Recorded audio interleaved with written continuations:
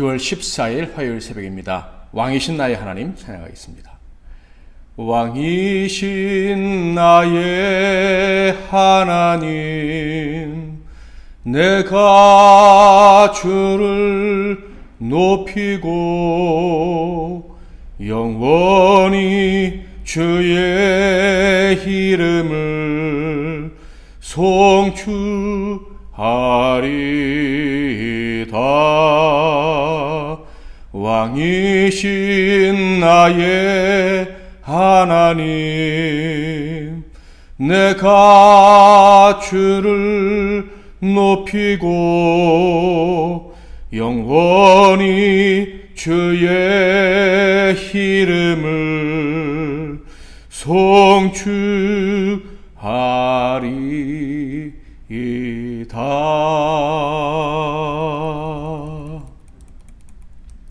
오늘 하나님께서 주시는 은혜의 말씀은 에스라서 6장 13절에서 15절 말씀이 되겠습니다.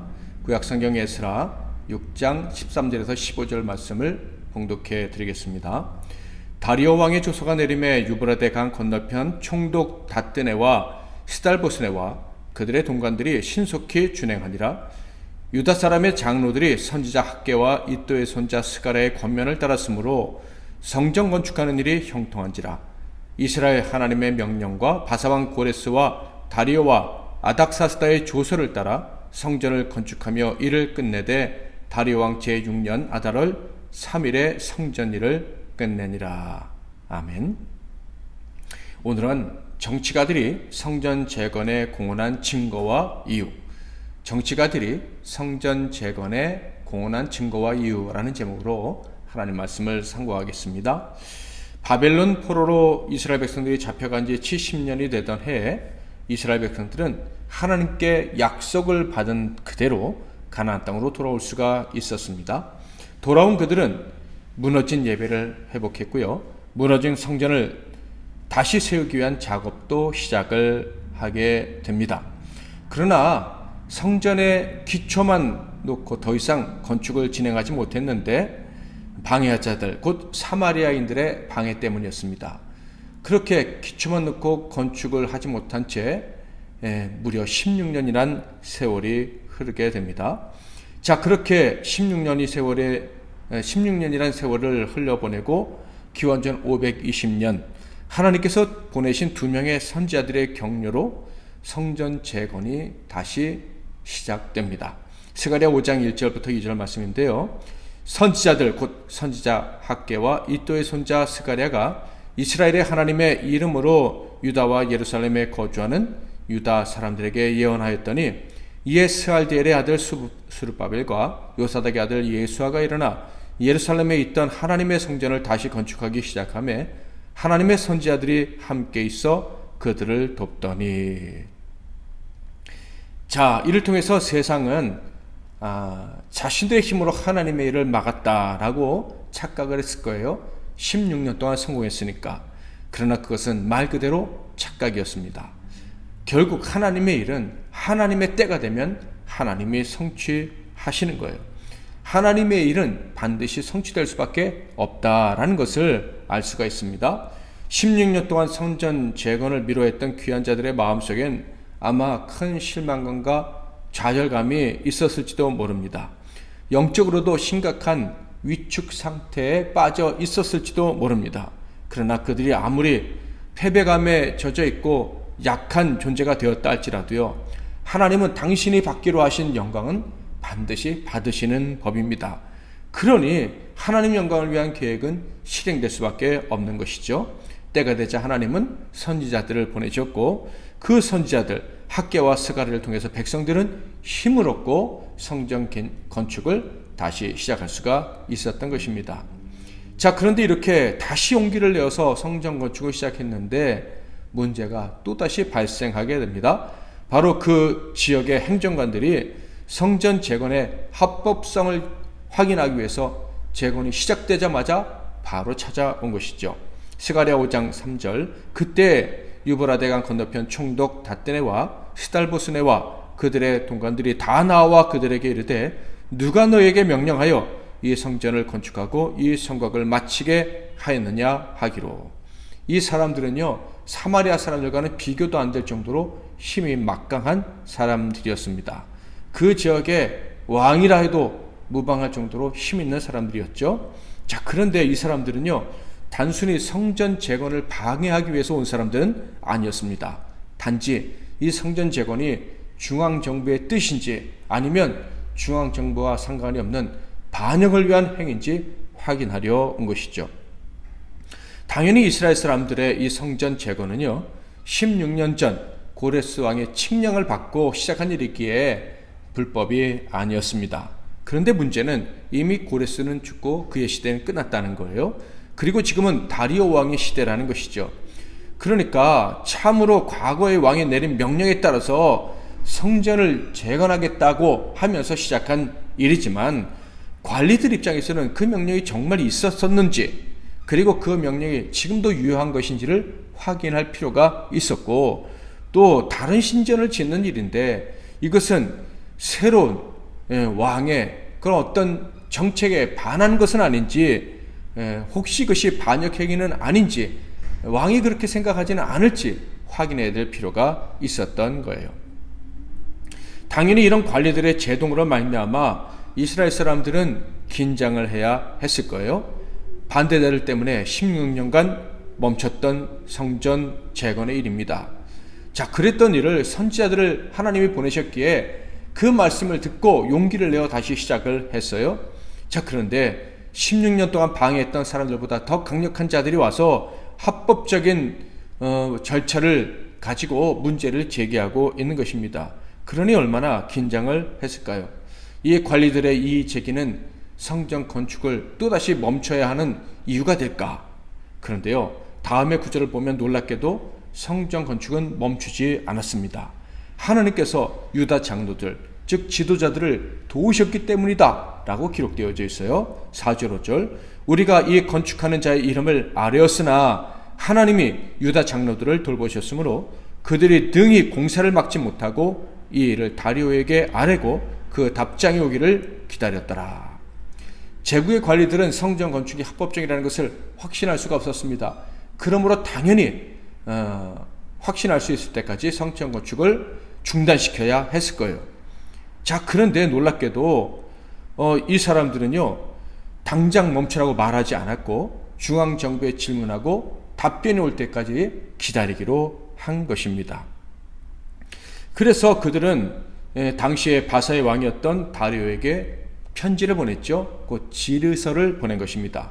1장 7절부터 17절까지는 그 지리서의 내용인데 아주 자세히 기록되어 있음을 확인할 수가 있어요. 그 시작은 이렇게 됩니다. 5장 6절, 유브라데강 건너편 총독 다뜨네와 스달보스네와 그들의 동관인 유브라데강 건너편 아바삭 사람이 다리오 왕에게 올린 글의 초본은 이러하니라 하면서 이제 편지가 시작되죠. 7절부터 본격적인 내용에 들어가게 됩니다. 자, 다리오 왕은 이 지리서를 받았겠죠. 그리고 나선 바로 조사를 명령합니다. 그것이 6장 1절에 기록되어 있어요. 이에 다리오 왕이 조서를 내려 문서창고 곧 바벨론에 보물을 쌓아둔 보물 정각에서 조사하게 하여. 자, 이렇게 왕의 명령을 받고 신하들이 조사를 하게 되고요. 그 결과를 다리오 왕에게 가지고 오게 되는데 그 내용이 2절부터 5절에 기록되어져 있습니다. 바로 고레스 왕 원년에 내린 조서와 그 조서에 적혀 있었던 자세한 내용들을 이 다리오 왕이 확인할 수 있게 된 것이죠. 그 조서에는요, 성전을 지을 때 그 크기와 그리고 그 성전을 지을 때 들어가는 경비를 왕실에서도 돕겠다라는 내용이 들어 있었습니다. 당연히 성전 기물도 다 돌려보내서 새로운 성전에 비치하라 라는 내용도 다리오 왕이 확인할 수가 있었죠. 이 모든 것을 보면서 고레스 왕이 조서를 내릴 때 그냥 가볍게 조서를 내린 것이 아니라 이 예루살렘의 성전을 재건하는 일을 아주 중요하게 여기고 신중하게 결정한 것이라는 것을 다리오 왕이 확인할 수가 있게 됩니다. 그래서 이 조서를 확인한 다리오는 아주 지혜롭게 새로운 조서를 내리게 됩니다. 바로 성전을 건축하게 하되 너희 관리들은 예루살렘 성전에 접근도 하지 말라라는 말로 조서를 그가 내린 조서가 시작이 됩니다. 6절 7절, 이제 유브라데강 건너편 총독 다뜨네와 스달보스네와 너희 동간 유브라데강 건너편 아바삭 사람들은 그곳을 멀리하여 하나님의 성전 공사를 막지 말고 유다 총독과 장로들이 하나님의 이 성전을 제자리에 건축하게 하라. 조서를 내렸는데요, 멀리하라 라고 시작을 합니다. 이 말은 성전 건축에 너희들은 간섭하지 말라는 뜻입니다. 이는 과거 사마리아 사람들이 성전 건축에 참여하겠다고 할 때 유대 지도자들이 허락지 않은 것과 비슷합니다. 자, 그런데 이번에는 바사 제국의 왕이 결정을 한 거예요. 하나님의 성전은 온전히 헌신된 사람들이 거룩하게 진행해야 된다라는 하나님의 뜻을 이방 나라의 왕이 그대로 전달을 한 것입니다. 자, 만약에 다리오 왕이 이렇게 접근 금지 명령을 내리지 않았다면 어떤 일이 일어날 수 있었을까요? 왕의 명령에는요, 이런 내용도 들어있었어요. 8절부터 9절을 보면 내가 또 조서를 내려 하나님의 이 성전을 건축함에 대하여 너희가 유다 사람의 장로들에게 행할 것을 알리노니 왕의 재산 곧 유브라데 강 건너편에서 거둔 세금 중에서 그 경비를 이 사람들에게 끊임없이 주어 그들로 멈추지 않게 하라.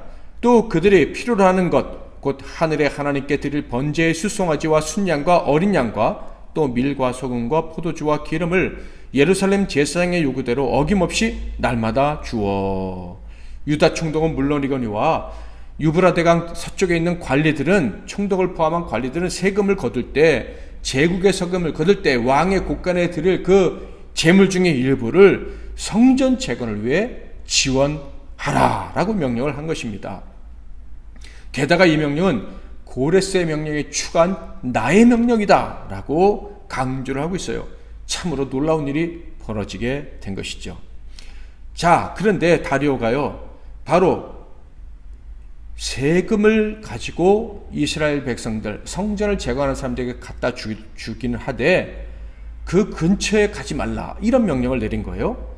즉 성전 건축을 돕는다고 하면서 물질을 갖다 주면서 이래라 저래라 간섭할 것을 미연에 차단을 한 것이죠.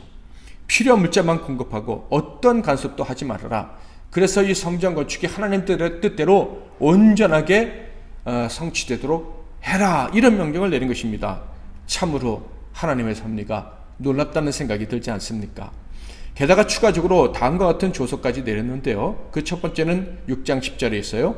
그들이 하늘의 하나님께 향기로운 제물을 드려 왕과 왕자들의 생명을 위하여 기도하게 하라. 성전을 완성하도록 도와줄 뿐만 아니라 그 성전에서 왕과 왕자들의 생명을 위해서 기도할 수 있도록 해라, 이렇게 명령을 내린 거예요. 그러니까 예루살렘 성전이 완성되는 것은 왕실의 안정과 제국의 안정에 아주 중요한 일이다 라고 인정을 해버린 거예요. 그러니까 믿지 않는 관리들 입장에서는 깜짝 놀랄 수밖에 없었던 것이죠. 괜히 지리했다라는 생각도 들었을 거예요.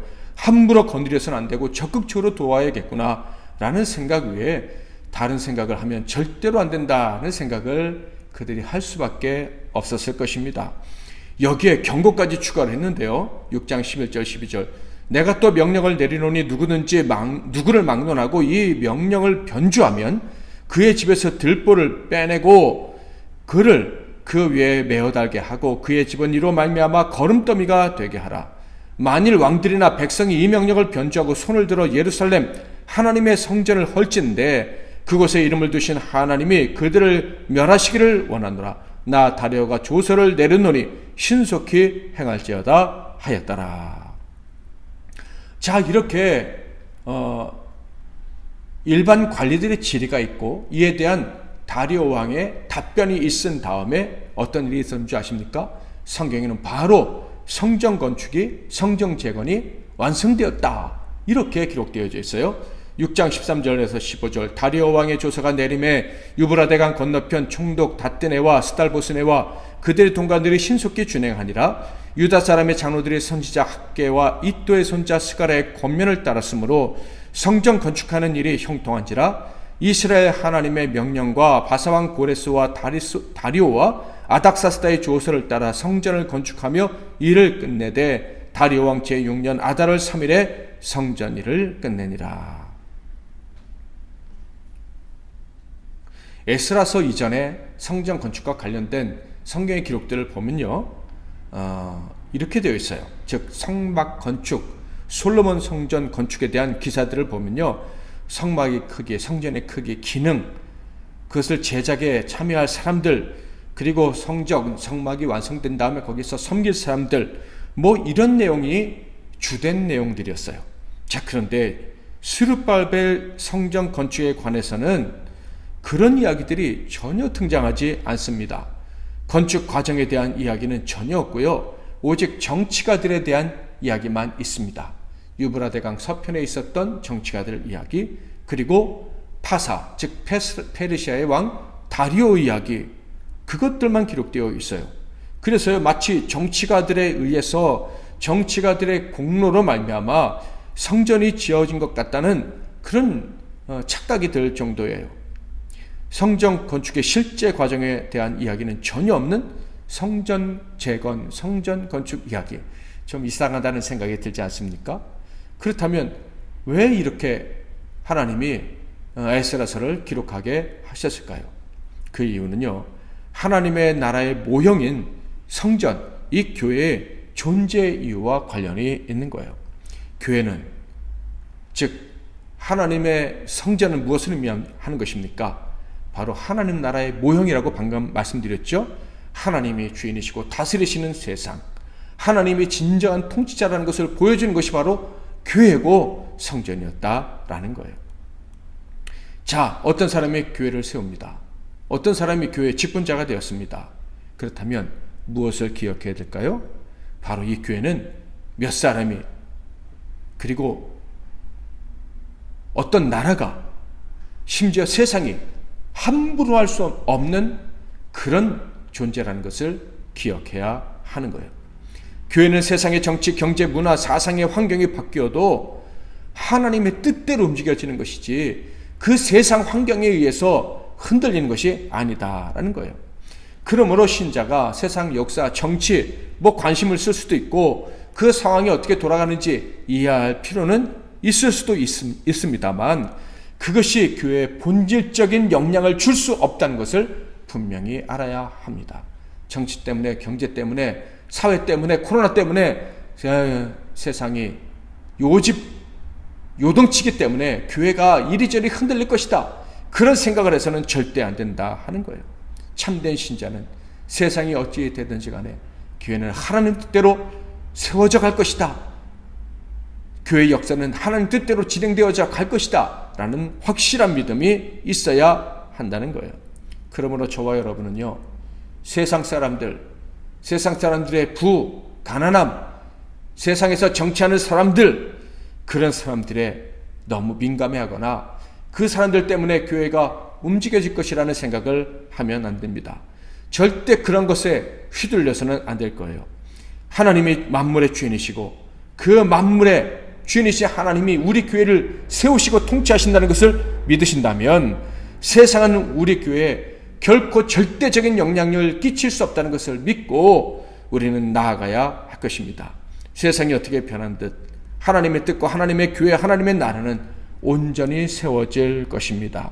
앞으로 우리 MEC 나눔교회가 어떻게 나아가야 될지 정확히 알 수는 없지만 세상에 의해서 교회가 세워져 가거나 전진하는 것이 아니라 오직 하나님의 뜻대로 세워질 것입니다. 이 사실을 믿고 언제나 담대하게 기도함으로 우리 교회를 세워가는 우리 MEC 나눔교회 성도들이 다 되시기를 주님의 이름으로 축복합니다. 기도하겠습니다. 오늘도 제가 잠깐 기도하고 또 여러분도 이어서 말씀 붙잡고 각자 적용하면서 기도하시고 하루를 시작하시길 바랍니다. 하나님 아버지, 오늘은 놀랍게도 포로 생활에서 돌아온 이스라엘 백성들이 교회를 세울 때 마치 정치가들이 세우는 것 같은 그런 이야기를 우리 성경 말씀을 통해서 확인할 수가 있었습니다. 당연히 정치가들이 세운 것이 아니고 하나님과 하나님의 종들이 세운 것이지만 하나님께서 이렇게 말씀해 주심은 하나님의 교회는 세상이 흔들 수 없는 것임을, 하나님의 뜻대로 교회는 세워져 갈 수밖에 없다는 것을 확인시켜 주심인 줄 믿습니다.